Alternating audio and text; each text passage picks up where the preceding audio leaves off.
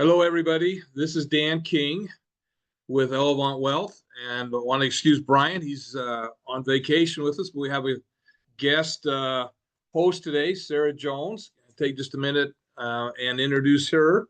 But first of all, I just want to wish everybody a happy June 5th, 16th. Hopefully you're ready for summer and have a lot of fun things and activities planned.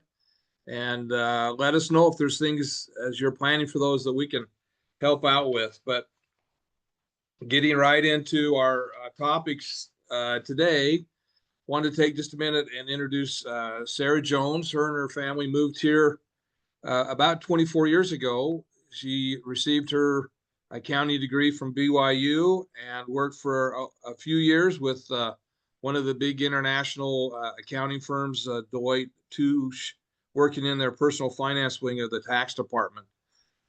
Taxes have been a passion of hers for many years. And she is, I want to introduce her as part of our team, Elevant Tax. And so she'll be with Elevant Tax going forward as we move into tax season this year for some of our high net worth clients. I guess the thing that really in my mind as we talk about our topic today of helping children learn financial responsibilities is that she's done a very successful job, and she'll go into that in a little bit more detail over the last 24 years, or probably more than that, as she's helped as a stay-at-home mom take care of the finances for her children, 7 of those kids that she's done over the last few years. So very academically qualified, as well as from a very practical standpoint, done an amazing job in helping children prepare for financial stability. And a couple of side notes: she loves working in the garden. I still haven't figured out why she loves to weed, but she tells us that she loves weeding. She also very much a sports enthusiast. Just recently completed a 10K now in 10 different countries, and has set a goal to do a 5K in all 50 states. So without any more ado, I guess, on that, I'll go ahead and ask maybe if there's any rebuttals, Sara, that you want to handle there, and then I'll start giving you a first some questions on what you've done to start and when to start with your kids and financial security. Yeah, excellent. Thank you. I'm super excited. I'm very passionate about this topic. Great. So thanks Great. for having me.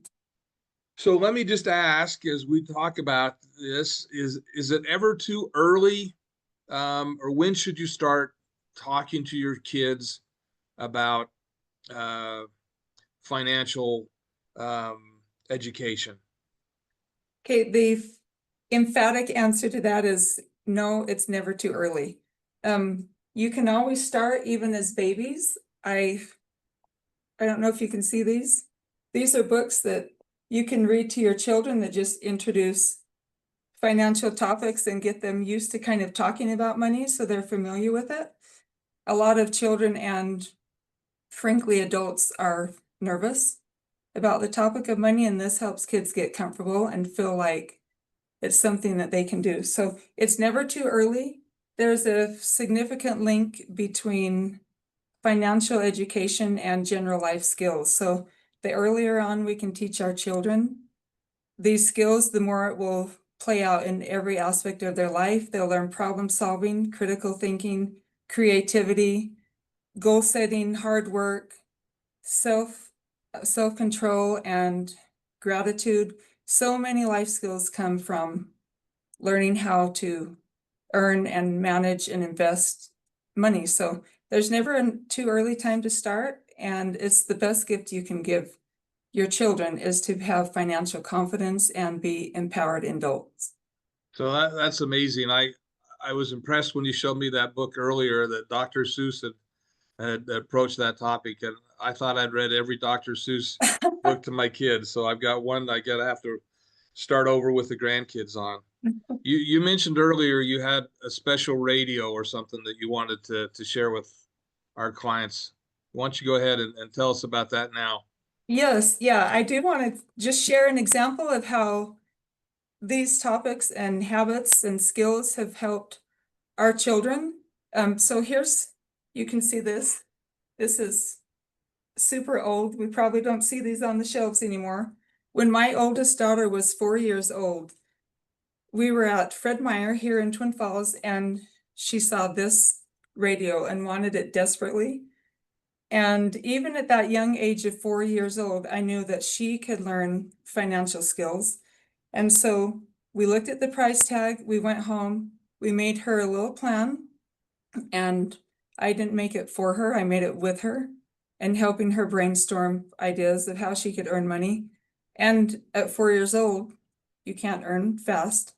The radio cost $27 back in, I think it was 2004. And she worked hard for several months to earn at her age ability capacity and bought the radio. I do want to tell you it actually still works. So her younger sibling, who's now the youngest seventh child, who's now 10, still uses this radio that my daughter bought all these years ago. And that was a wonderful lesson that kind of got us on the track of helping and teaching children at a very early age. So kind of fast forward a little bit now, how do you think that example has helped her as she's gone into adulthood? It has helped her phenomenally. Throughout the years, you could see these skills that she learned as a 4-year-old, 5-year-old coming into practice, and she learned deeper skills and became more skilled at how she applied and earned money. And when she was 12 years old, she wanted her first big full-size violin. And so she worked hard for about a year to earn $1,000 to buy her violin. Just this spring, I went to her violin concert of her first year of her master's degree. She went through all of her undergraduate degree and first year of master's degree without incurring any in debt and paying for her entire college on her own. So the skills she learned as a young child have definitely empowered her through her college years and heading into her married life and adult years. That's amazing. That's great. That's always fun to bring in a real life example of how those principles are actually working. So I know there's a lot of different approaches about teaching that, but what do you think is the best approach to teach financial confidence with younger kids and kids in general? Well, I think when we're trying to help our children learn money, and like I said, we start early, there are two guiding principles. And the first is that we have to remember telling is not teaching. And so we can tell them and sit down and teach them or try to teach them, but the real teaching and learning comes by watching our examples. So there's the old saying that more is caught than taught. So we try to teach, but the children really catch the lessons as they're doing it. We can help them. We just set the general attitude in our home. A few specific examples is one that I like to do, which is a general, really awesome parenting skill, but translates super well also into finance skills, is to talk out loud.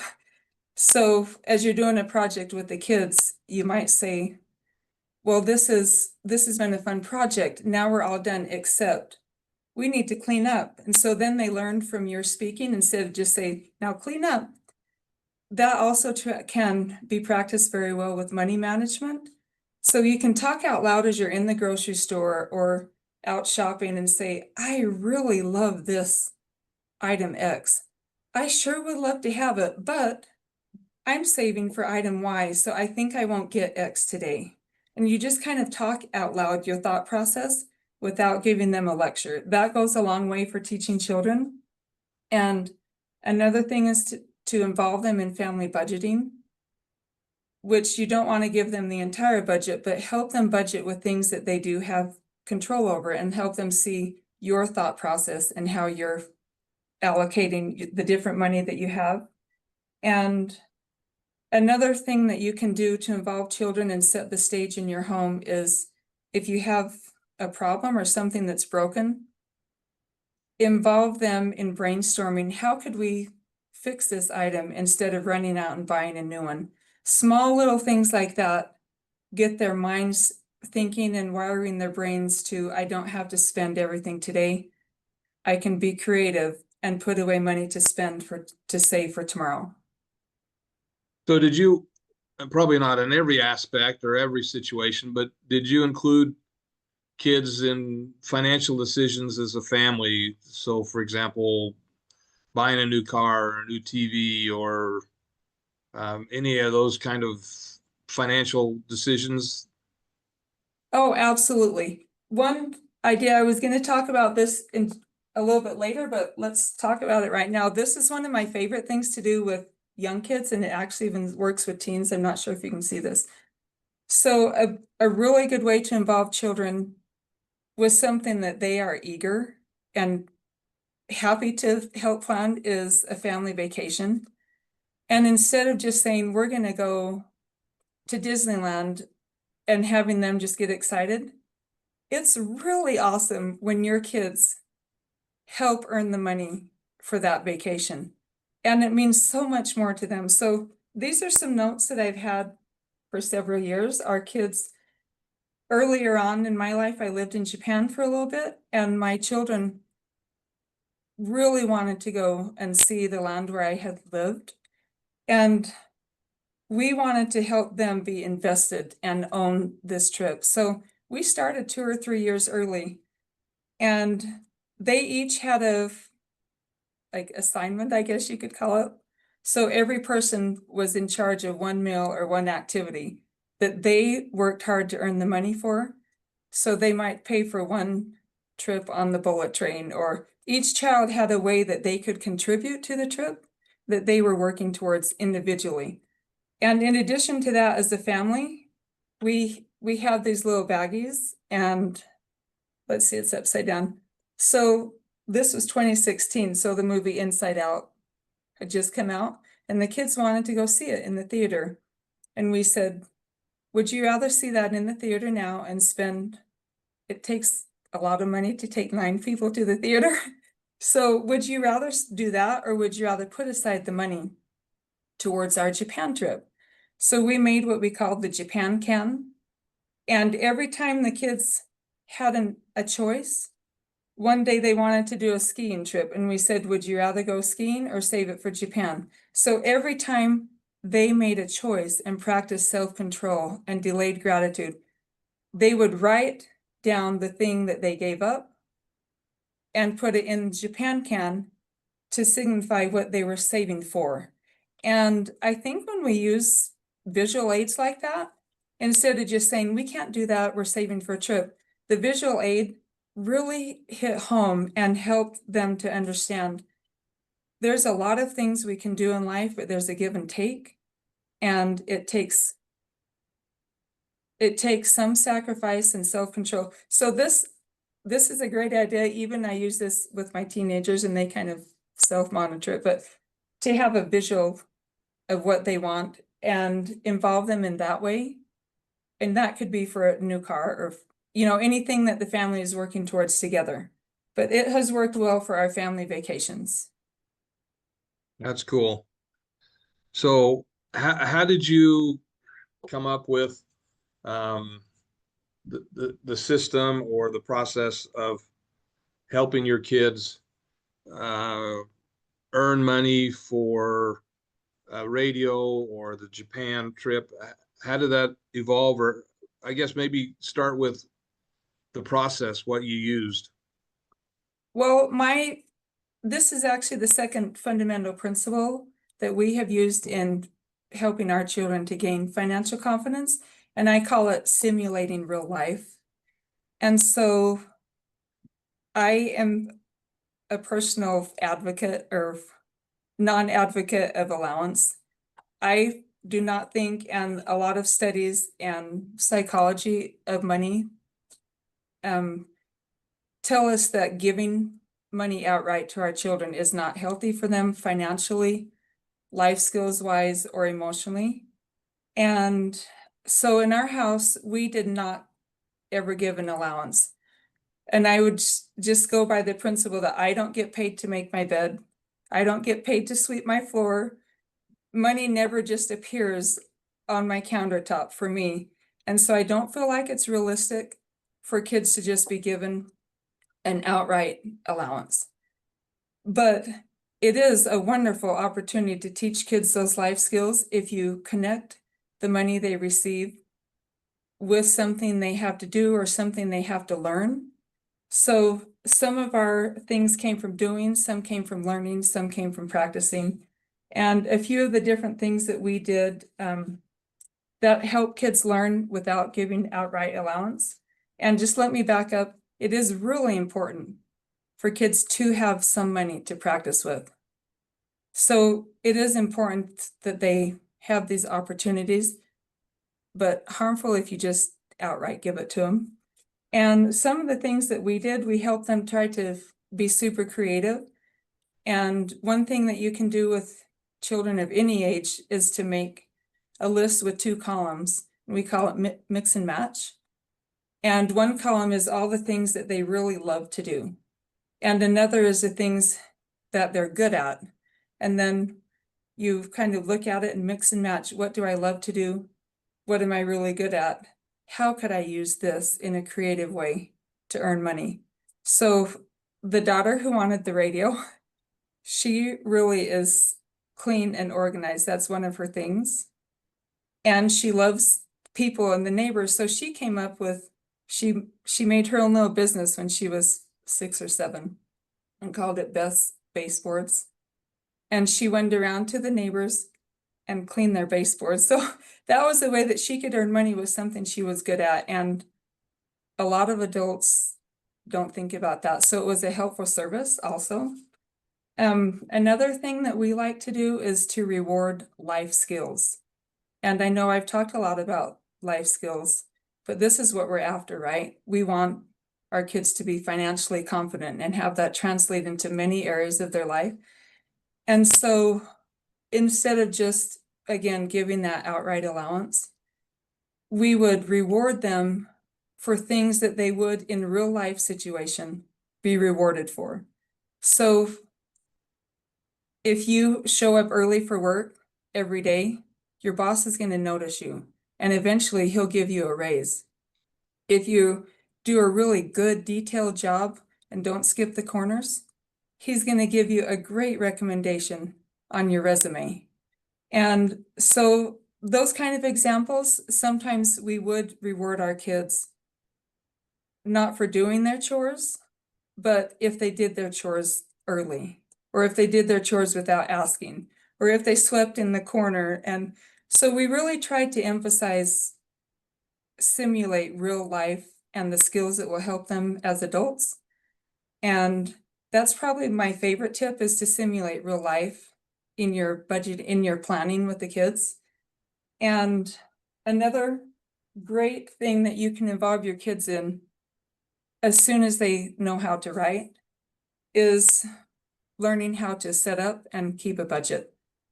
And so this is when our children are very young, we have them do actual handwriting and a ledger from the old days. And you can still buy these, they're around, and they're really helpful for kids. Again, that visualization helps wire their brain for how am I spending my money? How am I making my decisions? So this is my youngest daughter, and you can see like right here, she started and then new start. So it doesn't always go perfectly. They need new starts, and we allow that. And when kids fail as children in your home, it's so much better than not practicing and then they fail as adults. So as kids in your home, is a great time to fail financially. It really goes a long way to helping them. And so along with that budgeting, that's another really good way to help reward kids financially without handing out a free allowance, is every week or every month or however you decide to in your family, is to look at their budget and look at their ledger. And so for our children, they don't receive money that they've earned from jobs or other things until they've sat down with us and we approve, like, we go over their ledger and see their budgeting. And so that's another life skill that we can reward them for, is budgeting. And I just want to add that there are a lot of fabulous tools out there. I think everyone's familiar with Mint, and Every Dollar.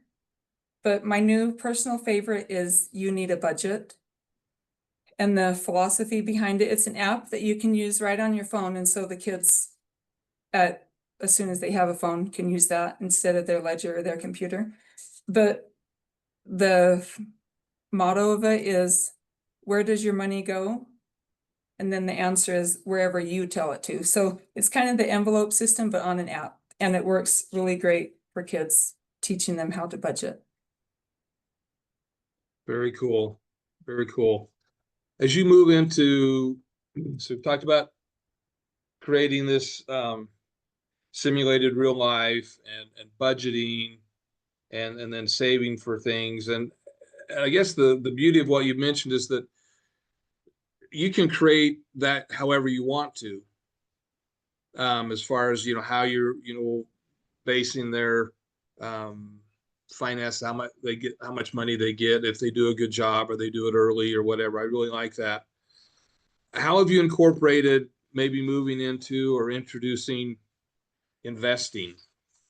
Oh, that's a great question. And especially for us here at Elevant Wealth, I love to, even as young as you can, introduce them to the topic of investing. And when they're super young, you can do it as you being the banker or you being their financial advisor. But as early as possible, I know when my younger kids would go to the dentist would say, bring in your little ones and just have them sit on the chair so we can count their teeth. And then they'll get familiar with the dentist chair and they won't be scared when they come for real. And I think that same principle applies for teaching kids financial confidence. If it's okay with your financial advisor, bring the kid along, let them meet the financial advisor and say, he helps us take care of our money and you can invest with him too, and introduce them to financial people in their lives.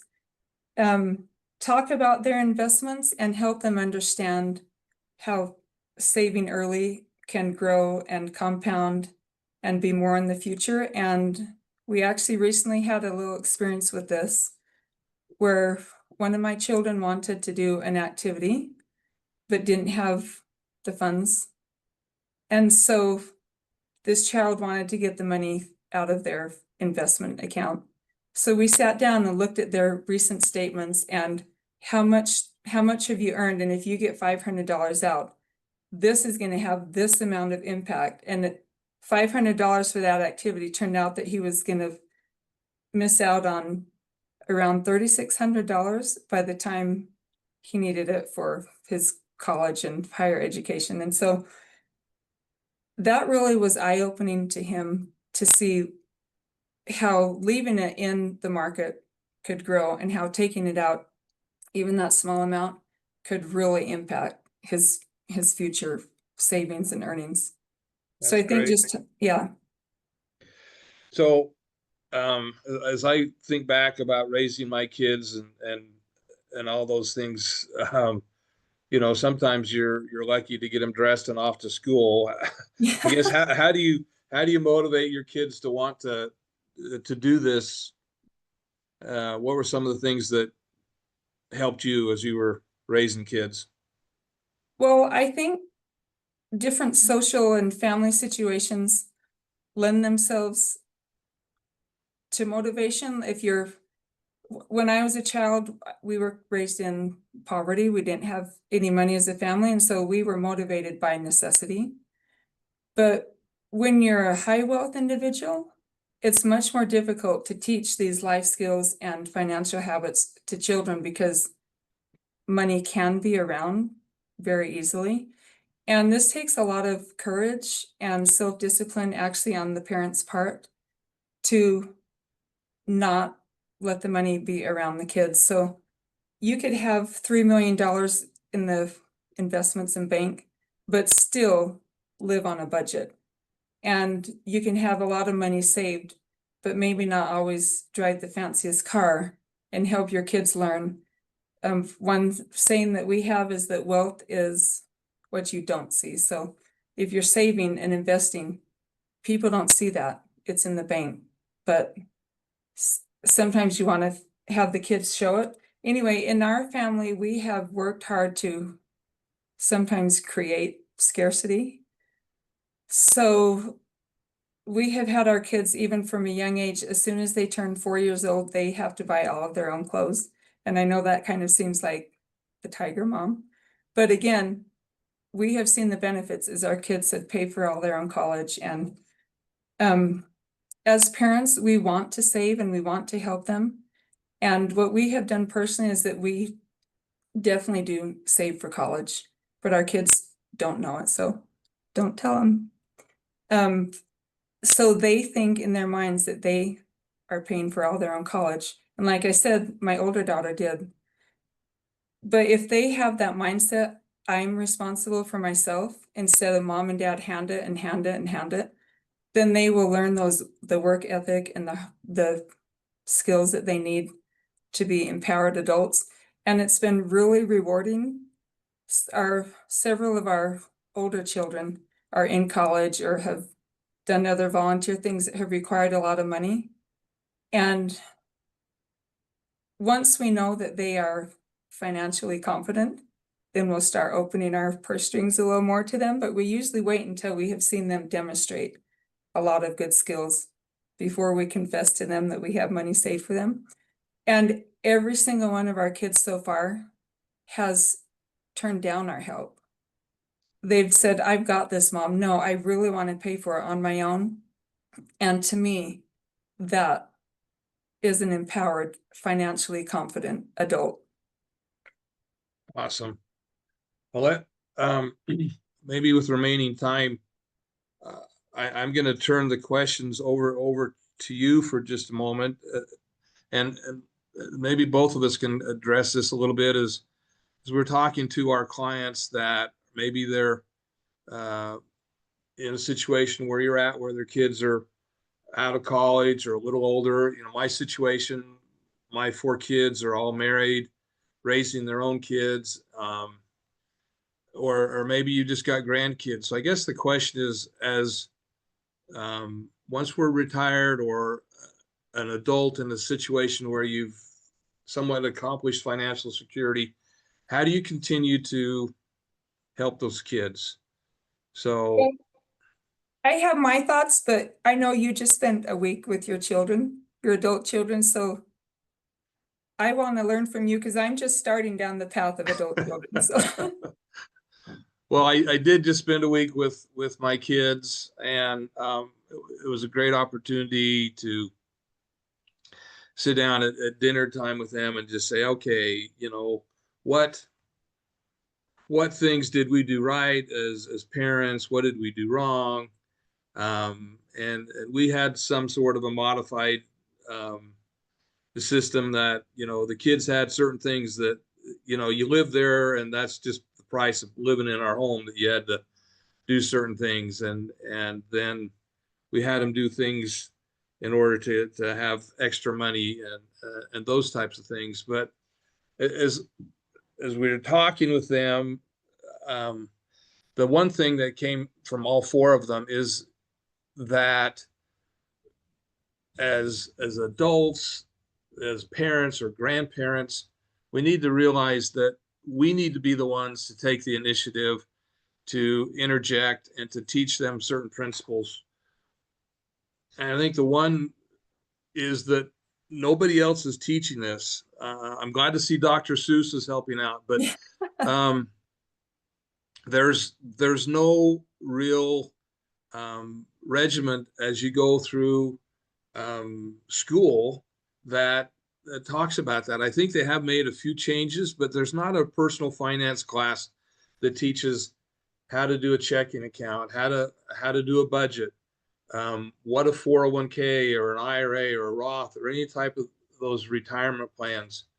And so it's important that as parents or grandparents that we take the initiative as we're out on a fishing trip or wherever we might be, on the golf course, or even making a sandwich with them, that you come up with a time where you can discuss those things with them and help them understand financial responsibility. And Sarah's got a bunch of books. I don't want to close without her showing you and telling you about each of those, but there's resources out there that you can do. I know several years ago, I bought for Christmas Dave Ramsey's Financial Peace book, and I gave that to each of my kids for Christmas. And so there are certain things that you can do that will help them.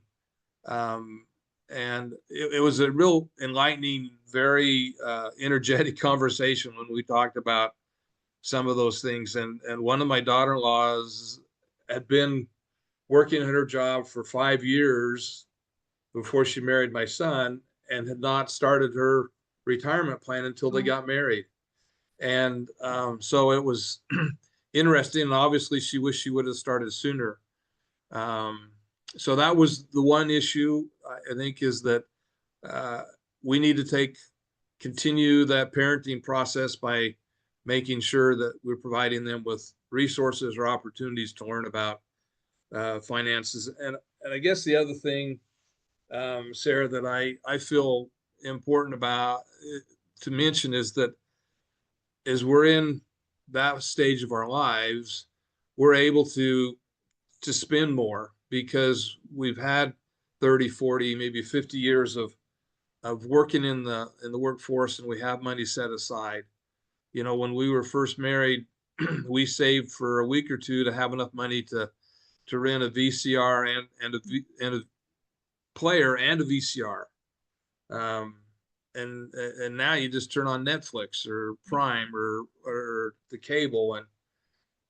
And so I think it's important that we make sure that kids know that instant gratification is not a reality, that they need to work hard now and make sacrifices now for future opportunities and future success. So Yeah, go those are ahead. the first two things that came up in our conversation last week. Excellent. Thank you. I am actually super excited to walk down this path with my adult children as they start down the road. And I'll show you the book super quickly. Yeah. I already showed these, but Dr. Seuss and this one, the ABCs of Economics, is a really great one.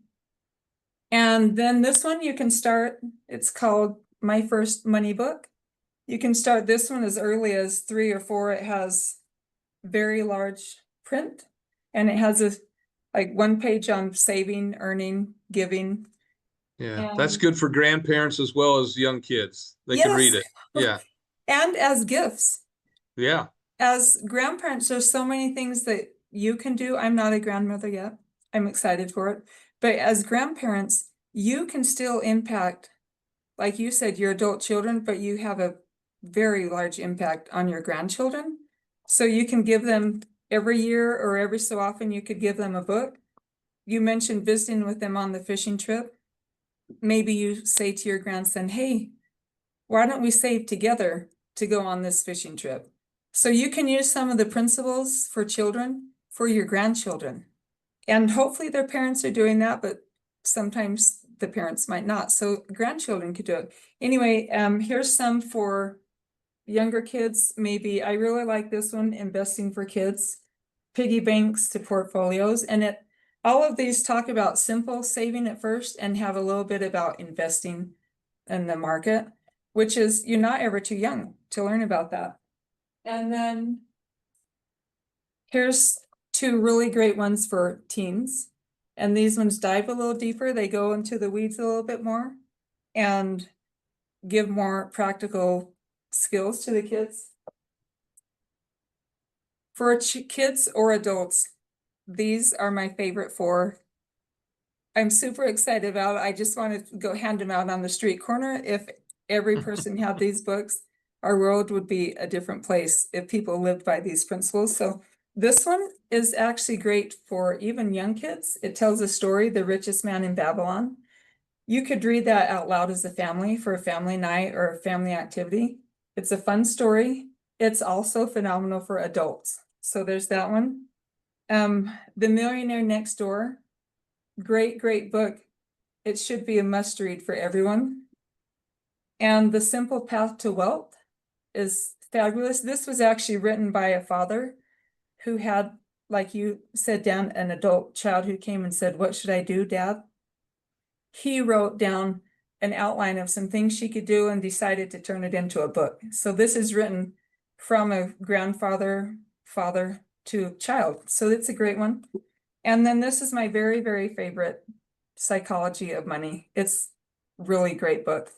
And this is actually another way that you can help give children a little bit of financial help, but still teach them some skills. So in our family, every time these are given to our kids when they start college, so they can have their own and not just have ours. If they read it, then we'll pay for a month of their rent, or if they read all of them, we'll do a semester of tuition or something like that. So you can tie your kids' financial learning, again, to helping them out without receiving it just free gratis. So some great books, some great ways to help your kids learn. Awesome. Well, Sarah, thank you so much for your insight. I was just thinking, I'm gonna pat myself maybe a little bit on the back. I had um, granddaughters that were trying to earn some money.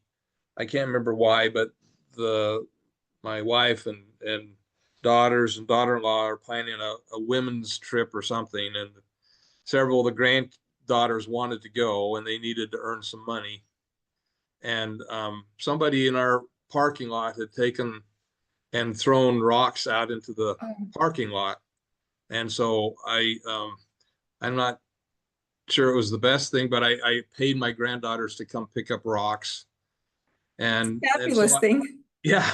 So I guess the point is not that I did that, is just that we need to be creative and finding ways for them to earn money, to realize that you have to put into action some things in order to have finances, and then go through that process of learning how to save, learning on a budget.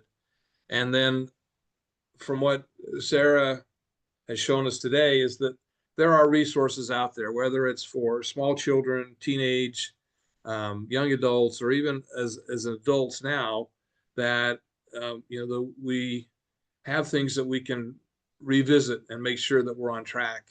And I would just throw out one invitation: if there are questions or things that come up that any of you that are out there would have they want to ask, please let us know, and we'll get you in touch with Sarah, or get you a list of those books that you could give for Christmas presents or whatever. We certainly aren't going to get any revenue or any kickbacks on those. We just have that passion to make sure that people have good financial literacy and understand what's going on in the future. So let me just point out our next Elevant Insights will be coming up on Tuesday, July 15th. We're working diligently to have an exciting update for you in midsummer, perhaps either on tax interesting tax maneuvers, or perhaps an update on the market. And as soon as we know, we'll let you know. Again, we want to thank you for being part of the Elevant team, and let you know how important you are to us, and that we do take the trust that you have in us very seriously and very importantly. And if by chance there are things that you would like us to cover on this topic on our webinars, please reach out and let us know. But with that, thank you again for tuning in, and have a great afternoon. Thank you all. Bye now. Thanks.